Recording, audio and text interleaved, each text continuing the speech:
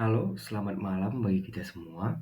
Saya Mikael Sembiring, mahasiswa dari Sekolah Tinggi Pastoral Santo Bonaventura Keuskupan Agung Medan.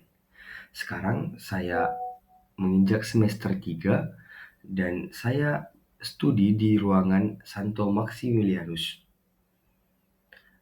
Pada kali ini saya akan membawakan materi inkulturasi dalam gereja Katolik.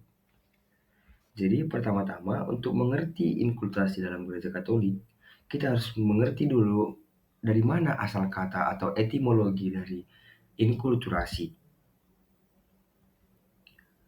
Jadi kita masuk ke pengertian dan etimologi kata.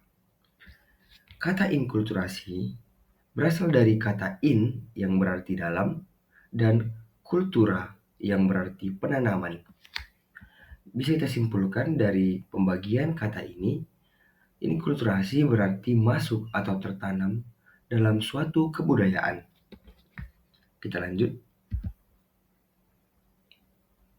Nah, inkulturasi itu mengubah budaya dari dalam. Dan bagi umat kita Katolik, evangelisasi atau Injil berita gembira menjadi hidup dalam budaya. Itulah misi dari inkulturasi itu tersendiri. Kita lanjut.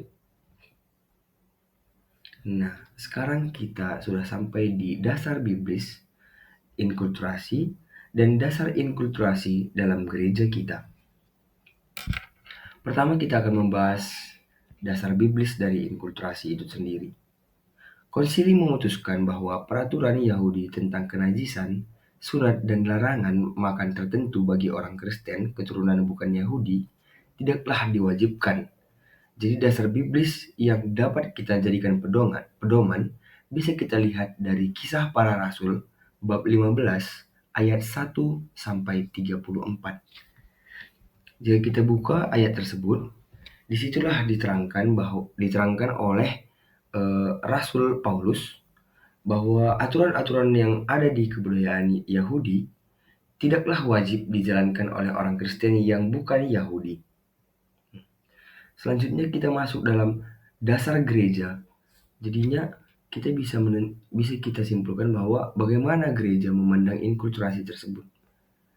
Jadi menurut keputusan Konsili Yerusalem, di saat yang sangat penting bagi kehidupan dan perkembangan gereja selanjutnya, keputusan ini menegaskan bahwa gereja tidak terikat pada suatu budaya tertentu, dan artinya gereja dapat berinkarnasi dalam semua budaya yang baik.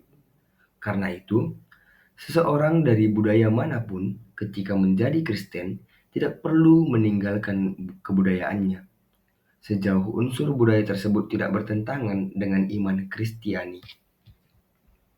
Seperti itulah dia. Jadi, bisa kita simpulkan bahwa menurut gereja, iman itu atau gereja itu tidak terpaku kepada suatu kebudayaan seperti itu. Jadi kita dari manapun budaya kita, ketika kita menjadi Kristen, kita tidak perlu meninggalkan kebudayaan kita. Sejauh itu tidak menentang ajaran dari gereja kita atau ajaran dari Yesus Kristus itu sendiri. Kita lanjut, berikutlah contoh-contoh inkulturasi dalam gereja Katolik di Indonesia.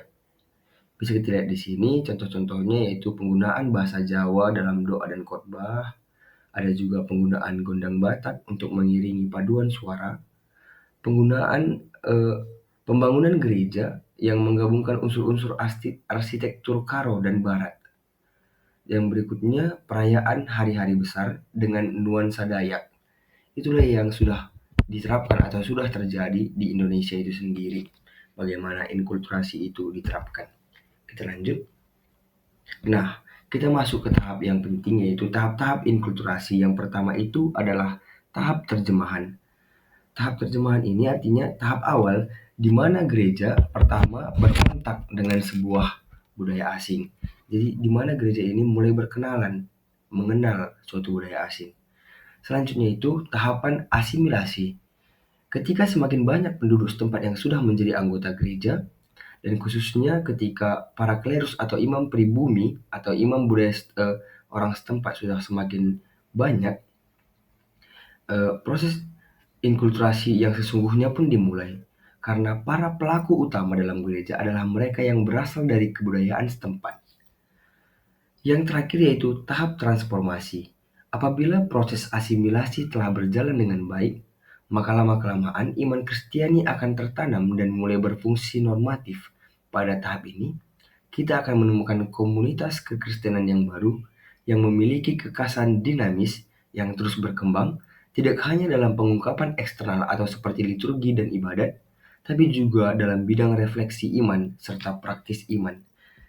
Jadi itulah dia tahapan-tahapan bagaimana inkulturasi isu itu bisa terjadi dalam gereja Katolik ke dalam kebudayaan kita masing-masing di Indonesia. Ya, sekian dulu materi yang bisa saya sampaikan pada malam hari ini. Thank you to everyone. Saya Mikael Sembiring, pamit undur diri. Terima kasih.